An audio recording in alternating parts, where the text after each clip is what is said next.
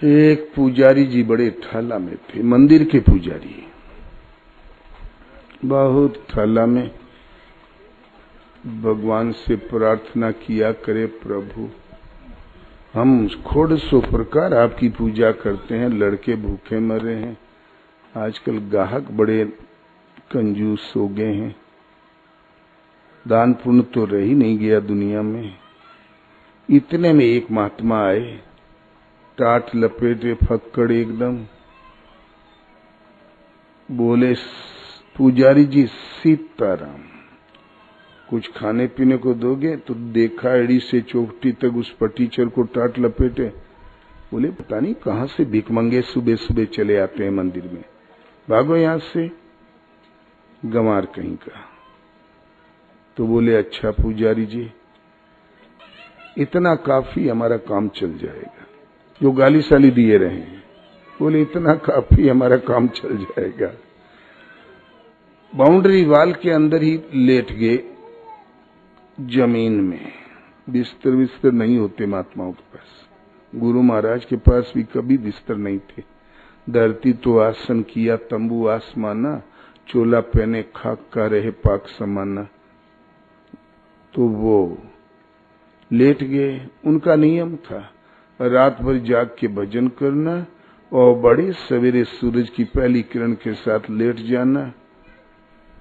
और एक निद्रा से जहां खुली 11 बजे तो जहां बाजू बाजू में गंगा किनारे तो घूमते ही हैं महात्मा लोग, जलाशय के किनारे नित्य क्रियाओं से निवृत्त हुए, हाथ मुंह धोया, फिर बैठ गए भजन में। तो बस सो गए। 12 बजे करीब आंख खुली तो उठते ही 2 खरी खोटी सुनाया दशरथ के और राम जी के। दशरथ का पूत कुछ सहूर नहीं है, अरे जंगल गया तो मेरिया लेके काहे गया रहा, अब गया ही रहा तो साथे रखे के चाहता, अब झोपड़ी में छोड़ के शिकार खेलते।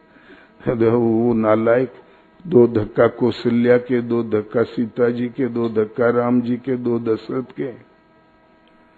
तुरंत भीड़ लग गई, कोई मालपुआ ले आया, कोई कुछ ले आया, बस छान घोट के बस अपन आराम करें।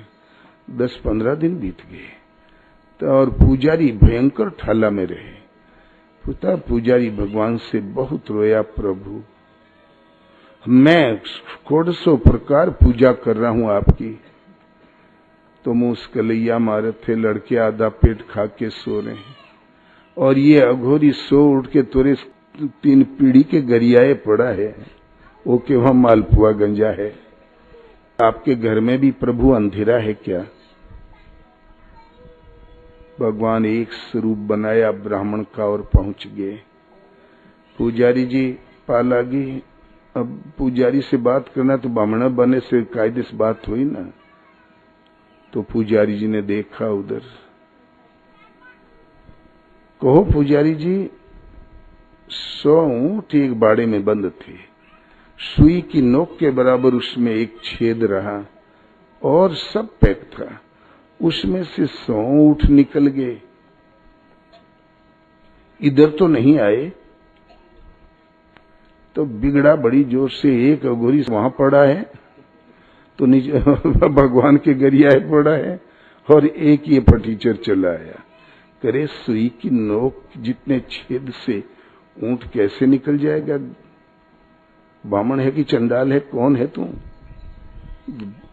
तो बोले अच्छा पुजारी जी नहीं हो सकता। बोले करे सुई की नोक की छेद से कैसे निकलेगा? तो सीधे पंडित जी चले गए उन महात्मा जी के पास, कहो महाराज पुजारी जी कहते हैं ये असंभव है, आपका क्या विचार है? तब हंसे और सादर प्रणाम किया महात्मा जी ने, और महात्मा ही थे, पहचान गए। बोले दशरथ के पूत का मन हो जाए तो सुई की नोक के छेद में से हाथी नहीं पूरी सृष्टि अनंत बार उस पार इस पार हो सकती है, उन परम प्रभु का मन भर हो जाए। तब वो ब्राह्मण बन के जो भगवान खड़े थे बोले देखा पुजारी जी इतना बड़ा विश्वास है भगवान के ऊपर, तब ये रसमलाई खा रहे हैं, तुम्हें तो विश्वास ही नहीं, खाली फर्जी घंटी हिला रहे हो, घंटी भी जनता को दिखा दिखा के हिला रहे हो कि आओ हमारे पुजारी को देख लो, धर्मात्मा को देख लो। तब सोचा मेरे हृदय में जो बात थी कैसे जान गए। तो भगवान की ओर दंडवत करके जहाँ पीछे घूम के देखा कि इनको चरणों में गिरूं, प्रणाम करूं, तो गायब था वो, भगवान गायब हो गए। तब गुरु महाराज के चरणों में जो अघोरी थे ना, उपटाक छाप, उनके चरणों में गिरे, वो हो गए चेला, वो हो गए गुरु, और सबका काम फिट। तो भगवान हृदय के भावों को देखते हैं, बाहर वाले अभिनय को नहीं देखते। तो निर्मल मंजन सोमहि पावा, मोहि कपट छल छिद्र न भावा। बोलो श्री गुरुदेव भगवान की जय।